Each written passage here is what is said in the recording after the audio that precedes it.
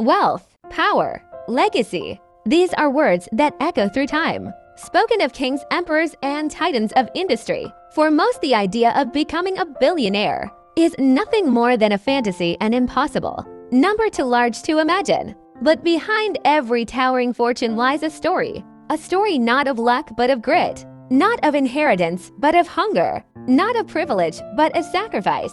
This is not a story about money alone. It is a story about vision, persistence, and the courage to fight against a world that says you cannot. Our story begins with a man named Adrian Keller. He did not inherit an empire. He did not carry a famous family name. He began with almost nothing, just a notebook filled with scribbles, restless ambition that burned in his chest, and an oath that he would not die forgotten. Through nights without sleep, days without support, and years filled with rejection, Adrian would push himself forward step by step toward a destiny that would reshape him, not just as a dreamer, not just as a survivor, but as a billionaire. This is the path to a billion. Adrian Keller was not born into riches. His childhood was simple, modest, at times even harsh. He grew up counting coins at the dinner table, watching his parents struggle to make ends meet. Yet even as a boy, he would stare at the tallest buildings in the city and whisper to himself, "One day I will not just pass by these towers, I will build one of my own." Now at 35 years old, Adrian was still far from that dream. He owned no company. He had no powerful connections. His pockets carried little more than lint, but in his hands he carried a battered notebook, pages filled with sketches, ideas, and restless visions of the future. To the world, it was just scribbles. To him, it was a blueprint for destiny. Standing on a crowded street corner, the city lights blazing above him, Adrian made a vow he would carve his name into history. He would not remain a man who merely dreamed. He would become a man who conquered. And perhaps one day one of those glittering towers would bear his name.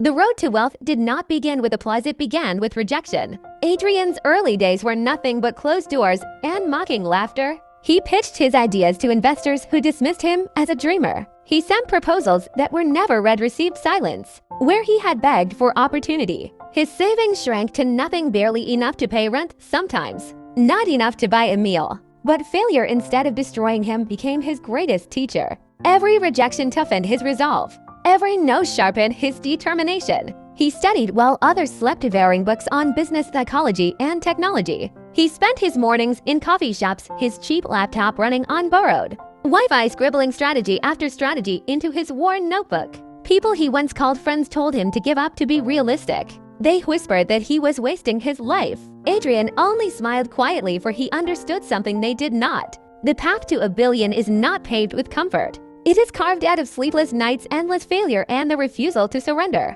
It was deep into the night when inspiration struck. The city outside Adrian's window had gone silent, its endless noise fading into the distant hum of neon lights. Most people slept, their dreams fragile and fleeting. But Adrian was awake, chasing a different kind of dream, one that would not vanish with the morning sun. He stared at the pages of his notebook filled with ideas rejected 100 times. And then it came to him. The realization that true wealth is not created by following the crowd, but by building what the crowd cannot yet imagine. He saw clearly a financial platform that would not just serve the rich, but empower ordinary people to take control of their money, to grow their savings, to build futures once thought impossible. It was risky. It was bold, perhaps even foolish. But every empire begins as an idea too wild for the world to accept. For the first time in months, Adrian felt the fire within him roar. He rose from his chair, walked to the whiteboard, and began sketching. Hours passed like minutes as he outlined features, strategies, and visions of a company that did not yet exist. Alone in that dimly lit room, surrounded by nothing but silence and determination, Adrian Keller planted the seed of his empire. A seed that, if it survived, would one day grow into a billion. The road ahead was merciless. For months, Adrian lived in a cycle of endless work and endless rejection. He coded lines of software that crashed more often than they worked. He pitched his idea in crowded meeting rooms, only to be cut off before he could finish. He wrote proposal after proposal, each one met with silence. The walls of his apartment began to close in. Days blurred into nights. Sleep became a luxury he could no longer afford. His friends stopped calling, tired of hearing him talk about visions that seemed impossible. Even his family began to question his sanity, urging him to find a real job. But Adrian did not bend. He believed that billionaires were not men of comfort, but men of resilience. Each no he heard felt like a stone thrown at his chest, but he picked them up and built a fortress out of them. He told himself, if no one believes in me now, then I will make them believe later. The loneliness was heavy, the failures unbearable. But Adrian Keller understood a truth that few dared to accept: greatness demands a price, and he was willing to pay it. The turning point arrived on a gray, rainy morning. Adrian found himself standing inside a glass-walled office, his presentation slides glowing on a screen behind him. Across the polished table sat a man who could change his life with a single decision, a venture capitalist known for his ruthless eye and unshakable standards. Adrian's hands trembled as he held his pitch deck, but his voice did not. He spoke with fire, not just about profits, but about vision. He painted a picture of a future where ordinary people could harness financial power once reserved for the elite. He explained how his platform would break barriers, how it would transform the very meaning of wealth, how it would empower millions. The room was silent when he finished. The investor leaned back, arms crossed, his face unreadable. Seconds felt like hours. Adrian's chest tightened, every muscle bracing for rejection. Then with a single nod, the man broke the silence. I'll back you. Those 3 words lit a fire inside Adrian that no storm could extinguish. For the first time, his dream had fuel. For the first time, his empire had a chance to rise. With funding finally secured, Adrian's vision took its first true breath. What had once been scribbles in an old notebook and late-night sketches on a whiteboard now began to transform into reality. His company was born not in a gleaming skyscraper, but in a cramped shared office filled with second-hand furniture and a handful of rented computers. The team was small, barely 5 people each, one young, hungry, and reckless enough to believe in Adrian's dream. They worked shoulder to shoulder, coding through the nights, arguing over strategies, surviving on instant noodles and cheap coffee. There were no polished floors, no glossy branding, no stability. But there was fire, raw, unstoppable fire. Adrian knew this was the beginning of a storm. The world had not yet seen what they were building, but one day it would. And on that day, he would no longer be dismissed as a dreamer. He would be recognized as the architect of something unstoppable. The seed had sprouted. The empire had taken its first fragile step. But success is never without its shadows. As the company grew, so did the pressure. Adrian's days became a blur of meetings, negotiations, and endless decisions that could either raise his company to the heavens or bury it in the dirt. The weight of responsibility pressed hard against his shoulders. Investors demanded results. Competitors circled like sharks, eager to tear apart the fledgling idea before it could take flight. The media ignored him, dismissing his project as just another startup doomed to vanish. And within the office, his small team, though loyal, began to feel the exhaustion of sleepless weeks. Arguments broke out. Doubts filled the air, and Adrian often found himself staring out the window, wondering if he had asked too much of them or of himself. Yet whenever he felt the darkness creep in, Adrian would remember the vow he made beneath the city's glowing towers. I will not remain a dreamer. I will conquer. And with those words echoing in his heart, he pressed on, determined to keep the fragile flame alive no matter the storm raging around him. Months passed and the storm did not relent. But out of the chaos, something extraordinary began to emerge. Adrian's company launched its first prototype, a product that was raw, imperfect, but alive. For the first time, his idea had stepped beyond paper and code. The reaction was not thunderous applause, but it was not silence either. A small group of early users discovered the prototype, and their voices spread like sparks in the wind. They spoke of innovation, of possibility, of something new that could reshape an industry too rigid to change. For Adrian, it was the first true proof that he was not mad. His dream was not just a fantasy, it was real, and the world was starting to notice. He stood before his exhausted team, each one with tired eyes and trembling hands, and told them the truth. This is only the beginning. One day the world will know our name.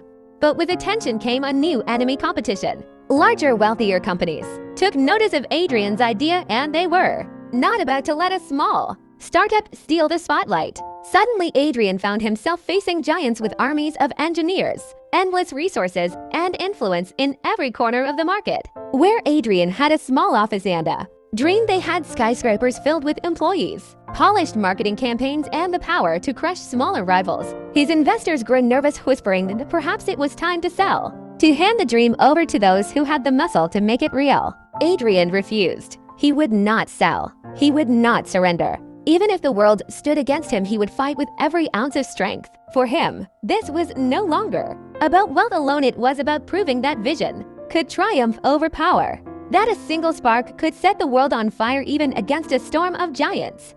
The war against the giants was merciless. From the moment Adrian's small company began to attract attention, the industry titans unleashed their full arsenal. Overnight, rival products appeared slicker, flashier, and backed by marketing budgets larger than Adrian's entire lifetime earnings. Lawsuits threatened to drown him in paperwork.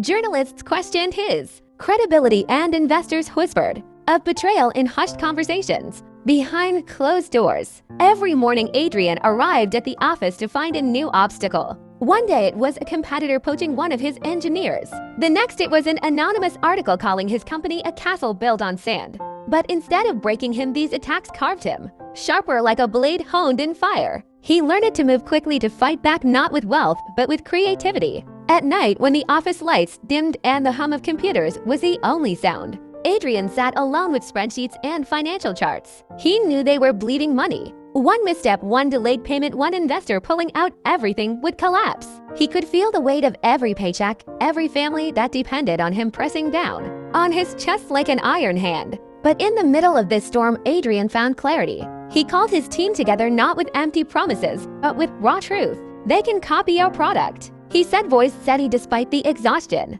in his eyes, but they cannot copy our spirit. They have skyscrapers and millions of dollars, but we have something they will never have: our will. And as long as our will holds, we cannot be broken. Those words echoed in the small office, bouncing off cracked walls and worn-out desks. The team, though exhausted, straightened their backs. In that moment, Adrian was not just their boss, he was their general. And they were soldiers ready to fight no matter how impossible the battle seemed. And then, when hope seemed stretched to its limit, the tide began to turn. Slowly, at first, dozens of users became hundreds. Hundreds grew into thousands. And then, as if a dam had broken, millions began to pour in. Adrian's creation had caught fire, and the flames spread faster than anyone had imagined. The same media outlets that had mocked him now fought for interviews. Headlines called him the unlikely disruptor, the dark horse of the industry, and the man who defied the impossible. Investors who had once refused to return his calls now waited in crowded lobbies just for a chance to meet him. For the first time in years, Adrian walked into boardrooms not as a desperate dreamer begging for funding, but as a visionary in command of the room. Executives in $1,000 suits listened when he spoke. Analysts who once doubted him now studied his every move. His company, once a fragile startup in a dimly lit office, now stood on the edge of becoming a force no one could ignore. And yet Adrian felt no celebration in his heart. He remembered the sleepless nights, the terrors hidden behind closed doors, the friends who had left because the road was too hard. Success was not a trophy, it was a scar, proof that they had survived battles meant to destroy them. He knew this was not the end. This was only another beginning. The billions still lay ahead like a mountain rising into the clouds, daring him to climb. With success came expansion. Adrian's small team, once crammed into a single room with flickering lights and second-hand desks, now grew into hundreds of employees across multiple floors.